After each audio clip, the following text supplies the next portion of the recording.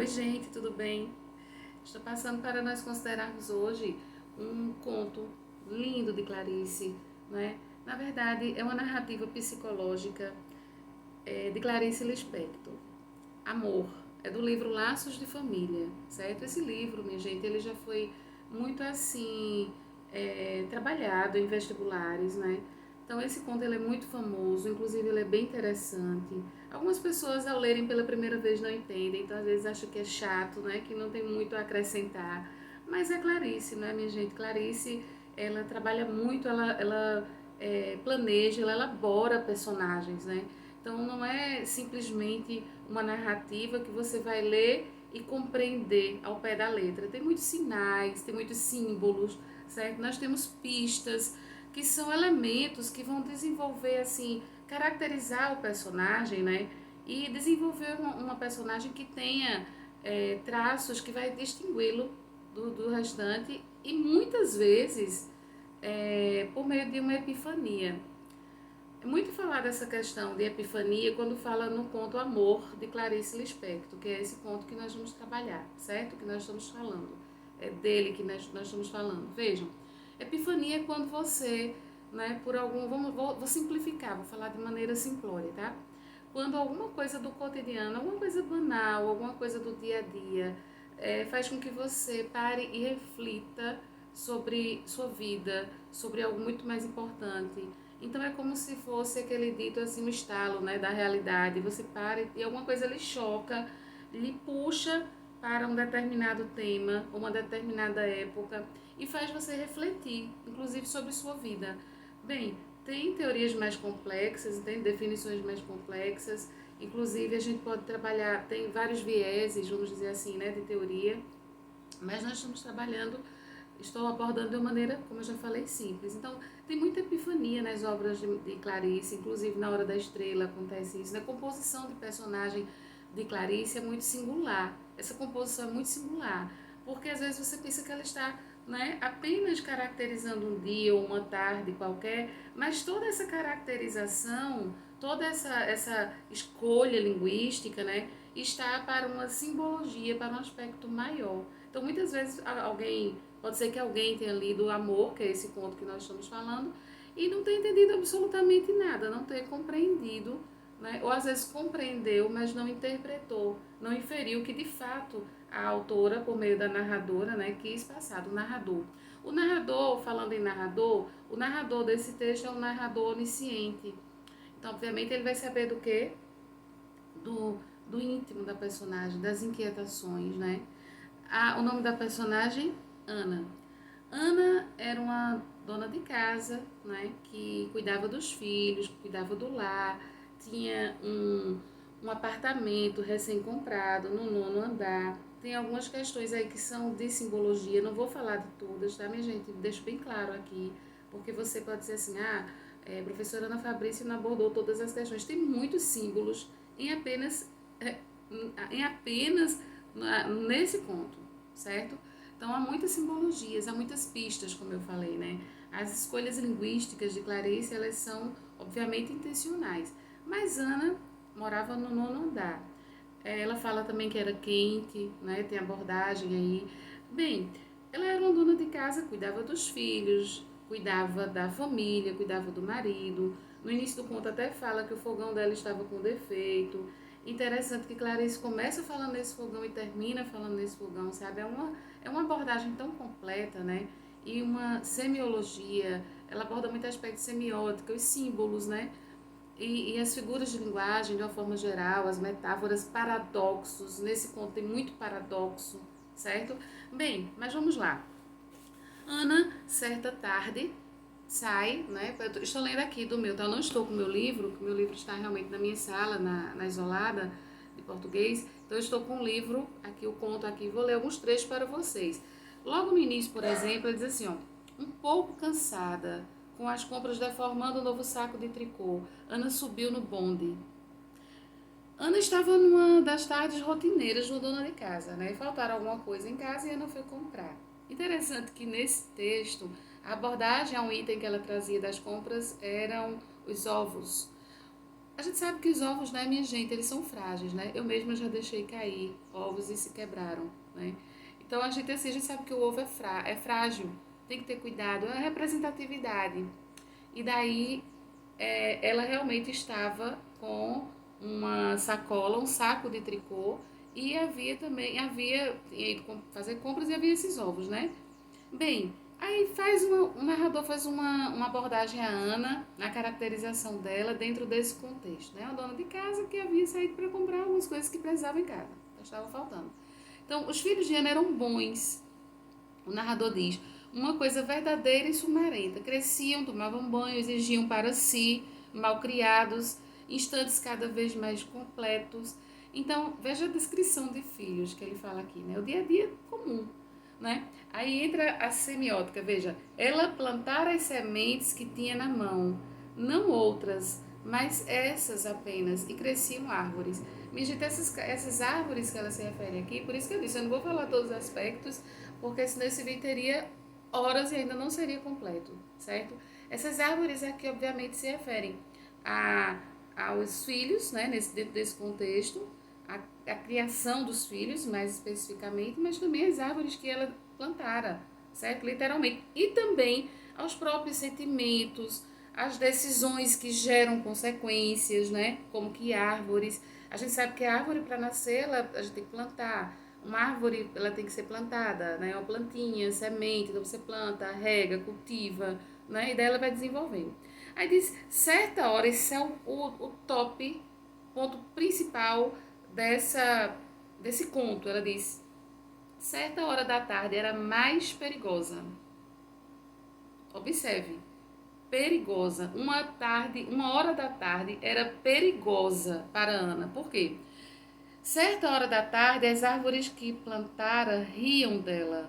Minha gente, essas árvores aqui, por isso que eu disse, as árvores não são apenas árvores literais, né? As árvores não riam, né? Não riem. Isso é uma personificação, obviamente, isso é uma figura de linguagem. Elas assim, quando mais nada precisava de sua força, inquietava-se. Ela cuidava da casa, do lar, dos filhos, do marido, mas havia uma hora que ela ficava só. E era uma hora perigosa para Ana. Por quê? Veja, aí diz, no entanto, sentia-se mais sólida do que nunca. Do nada mais precisava de sua força. Inquietava-se. No entanto, sentia-se sólida. Seu corpo engrossara um pouco e era de se ver o modo como cortara blusas para os pequeninos, para os meninos, a grande tesoura dando estalos da fazenda. Era uma hora que ela tinha para fazer então as questões que não era diretamente para os filhos ou para o marido, mas eram questões de casa, né? Mas era uma hora que ela estava mais sozinha, tá vendo? Bem, sua juventude anterior parecia-lhe estranha. Estou lendo trecho, tá, minha gente? Não estou lendo o conto na íntegra, né? Sua juventude anterior parecia-lhe estranha como uma doença de vida. A vida é saúde, né? Vida é vida, não é? Vida é tudo de bom. Mas ele diz doença de vida. Dela havia os poucos emergido para descobrir que também sem a felicidade se vivia. Abolindo-a, encontraram uma legião de pessoas antes invisíveis que viviam como quem trabalha, com persistência, continuidade e alegria. Ou seja, não é questão de procurar a felicidade, mas por viver, de persistir, né, de lutar. Isso seria uma escolha de vida. Bem, vamos dar um pulinho na narrativa. Ela estava no bonde, o bonde se arrastava, o bonde estava parando, e em certo trecho ela para, o bonde para, melhor dizendo, e ela observa um cego. Esse cego é todo o momento de reflexão, a partir dele que Ana vai fazer, né? Ana vê um homem cego mascando chicletes, e daí ela para nesse momento e começa essa questão da introspecção, né? Ao psicológico aqui, né? Ela começa a pensar na vida dela. Veja, uma pessoa cega, né? No sentido literal, uma pessoa que não via realmente com os seus próprios olhos, porque eu digo assim, porque o cego vê de outra maneira, né? Não é com os seus olhos literais, ele não enxerga, literalmente. Bem, mas aí o que acontece? Ele mascava chiclete e estava ali como cumprindo uma rotina dele. E isso fez com que Ana tenha aquele estalo, aquela epifania e comece a pensar na vida dela. A rotina que ela estabelecera para si como escolha de vida adulta, né? Ana cuidava dos filhos, cuidava da casa, Ana, quando faltava alguma coisa da casa, como nessa tarde, ia comprar, provia as questões da família, né? Bem, mas Ana fica tão assim, vamos dizer, de uma forma chocada, que ela, no momento que ela percebe aquilo ali, ela até dá um grito, né? Ela se assusta com aquela realidade, aquela rotina, ela está como se estivesse no automático, né? E não pudesse enxergar, não da forma literal, como o cego, né? Não enxerga literalmente aquele homem cego, mas ela não estava enxergando a sua volta, ela não estava tendo mais controle, é como se ela estivesse vendo o quê? No automático, né? Ela se tornaram dona de casa, então ela tem que fazer muitas coisas, ela tinha que fazer muitas coisas, né? Mas claro, veja o nome do conto, é Amor. O nome do conto é Amor. Isso gera muitas dúvidas em relação a esse conto, porque algumas pessoas pensam que o amor é pelo cego, né? Ela não amava mais o marido. Minha gente, as escolhas de Ana começa a refletir então, até depois que acontece essa questão no ônibus, né? Que ela se choca e faz um certo barulho, o ônibus freia, os ovos caem no chão, se quebram, Ana fica constrangida, logo depois ela para no jardim botânico, né? Aqui, ó, ela diz, ela apaziguara tão bem a vida, cuidara tanto para que esta não explodisse. Olha a figura de linguagem. E um cego, mascando goma, despedaçava tudo isso, e através da piedade aparecia a Ana uma vida cheia de náusea doce até a boca. Ela teve piedade do cego que não enxergara a realidade à sua volta, e obviamente ela teve uma autopiedade, um momento de introspecção, né? Ana passou a pensar na vida dela. Tem muitas análises sobre esse conto, tá, minha gente? Muitas análises, diversas perspectivas. Eu estou falando muitas coisas aqui baseadas no que eu li e algumas coisas baseadas em minha própria análise, certo?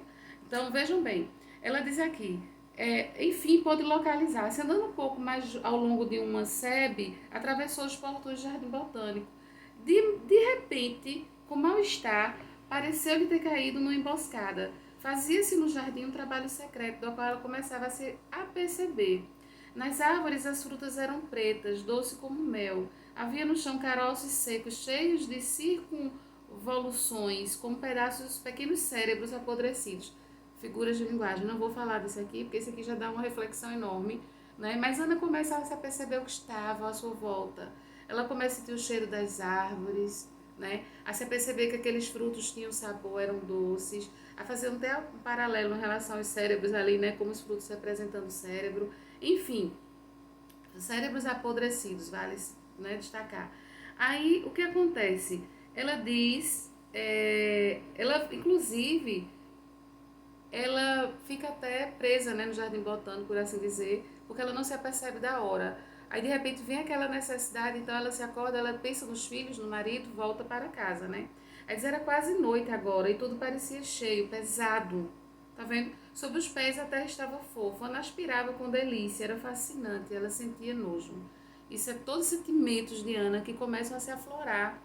E a gente percebe que é um momento perigoso do dia, e exatamente nesse momento perigoso do dia, né, nessa situação específica que Ana viu cego, foi quando ela teve essa epifania muito mais profunda, por assim dizer, né? Porque Ana começou a pensar em muitas coisas que ela fazia no automático e muitas coisas que ela deixara de viver por escolha, obviamente. Escolha, ela escolheu a vida adulta, né?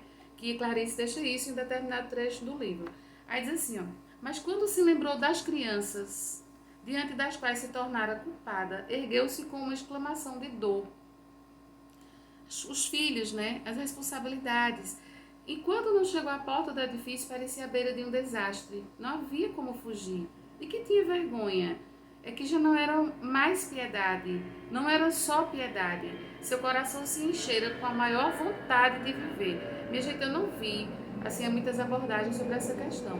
Mas, sob minha percepção, quando ela diz assim, não era mais piedade, é que aquele momento de epifania, né?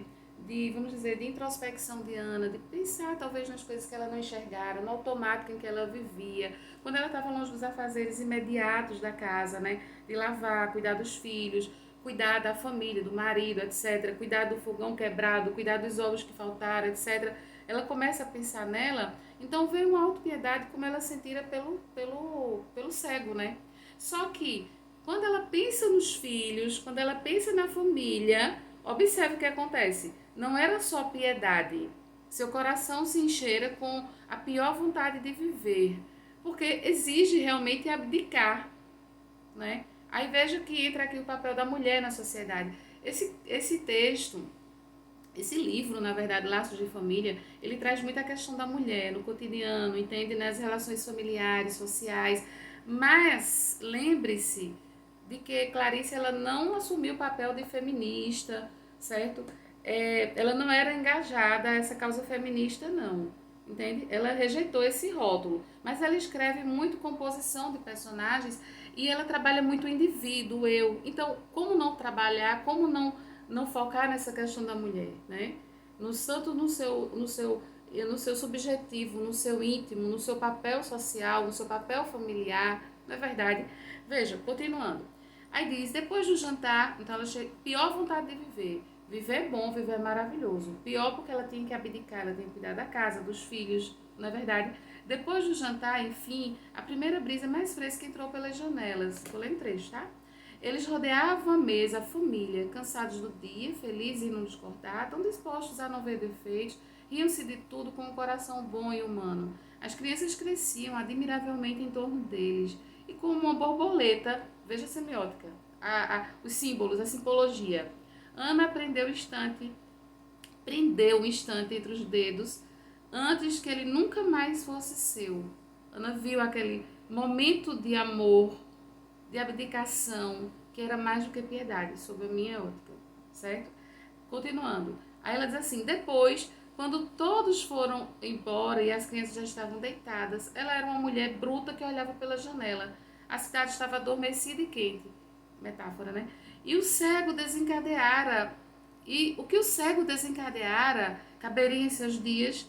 Quantos anos levaria até envelhecer de novo? Ou seja, a caminhar, né, a ter essa questão da epifania, de ver além do que de fato é, né, do que de fato se observa no automático, na rotina, né? Aí diz aqui, hoje de tarde era uma coisa tranquila se rebentara. E na casa toda havia um tom humorístico triste. É hora de dormir, disse ele, é tarde. Uma coisa tranquila se arrebentara porque não foi incomodada por essa introspecção, né? Por esses questionamentos. Ela fez, então, houve uma relação de piedade com o cego e autopiedade para si, né? Hoje de tarde alguma coisa tranquila se rebentara. E na casa toda havia um tom humorístico. É hora de dormir, disse ele. No gesto que não era seu, mas que pareceu natural, segurou a mão da mulher, levando-a consigo se olhar para trás, afastando-a do perigo de viver. Bem interessante, não é? O marido segurou a mão, levou-a, o conduziu, né? Para deitar normalmente, dormir, como se fosse uma coisa assim que fugira da vontade, do perigo de viver. Observe, de observar que ela podia fazer muito mais do que ser apenas esposa, mulher, dona de casa. O perigo de viver. Acabara-se a vertigem de bondade. E se atravessara o amor e se atravessara o amor e seu inferno. O amor pelos filhos, o amor pelo marido. Tem até um trecho que eu não li aqui, porque ficaria enorme, mas ela abraça o filho quando ela chega em casa intensamente, né? E ela diz, não me deixe esquecer de você. Porque naquela questão da epifania, dessa introspecção, etc., ela, por um instante, esqueceu, pensou na vida dela como seria se não fosse dona de casa, mãe, esposa, né? Então, houve um afastamento, por assim dizer, com os filhos. Mas ela abraçou os filhos e disse, não me deixe, né, se afastar de você. Abraçou tanto que o menino teve até medo. Mas a gente vê a questão do amor, que é mais do que piedade, é mais do que autopiedade, né? Bem, continuando, aí ele diz assim, antes de deitar, como se apagasse, antes tem um trechinho importantíssimo, e se atravessar o amor e seu inferno, o inferno as dificuldades, né, que faz um paralelo também com a questão do nono andar, que tem uma representatividade, pesquise, especialmente se você é do ensino médio, dê uma olhadinha, você vai prestar vestibular, ele diz assim, afastando-a do perigo de viver, né, penteava-se agora diante do espelho, uma coisa natural, né, voltou automático, e por um instante, sem nenhum mundo no coração, ou seja, automático, nenhum mundo, por não pensar que ela estava tanto, né, na questão da dona de casa, também não parou para pensar nas possibilidades que ela havia abdicado, né, deixado de lado, né? Porque quando você escolhe uma coisa, obviamente você abre mão de outra, não é isso? Escolha também é exclusão. Quando você escolhe algo, você exclui algo, não é verdade? Bem, aí ela diz assim: antes de se deitar, como se apagasse uma vela, soprou a pequena flama do dia. Então, observe que mergulho, né, Clarice Lispector, por meio desse narrador onisciente, faz nessa composição de personagem de Ana, dona de casa. Mas aí, minha gente, fica umas reflexões, entende? Por exemplo, como você vê a situação das mulheres nos dias atuais, né? Como a mulher, hoje na sociedade, ela pode ser, então, considerada? Será que houve alguma mudança desse contexto aqui que Clarice descreveu, esse conto Amor, né, até hoje? Lembrando que, assim, ela não... Clarice não era feminista e também o meu vídeo não tem intenção de levantar bandeiras ideológicas, né? Mas o que a gente quer saber aqui realmente é nessa composição de personagem, como a mulher era naquele momento, como indivíduo, especialmente como Ana se sentia, né? Isso leva a muitas reflexões, reflita sobre isso. E eu depois vou trabalhar, vou direcionar nas minhas turmas, né, de aprimoramento e de médio, uma abordagem uma abordagem a esse ponto, como eu já disse, nós já começamos, mas nós vamos fazer, ele é norteador para umas discussões e para umas produções. Em relação às pessoas que vão prestar concurso de uma forma geral, eu acho imprescindível ler esse texto, pensar sobre ele, as estruturas textuais, entende? Essa questão de como o narrador onisciente vai compondo essa personagem e pensar, ver também a questão do tempo psicológico, isso é um aspecto importante, muito recorrente em prova, tá bom? E minha gente, é isso, tá? Olha o nome da obra, Laços de Família, um livro de contos, então maravilhoso, e um dos contos é Amor, esse que nós consideramos aqui brevemente, está certo? Um abraço, até a próxima, espero que tenha sido útil para vocês.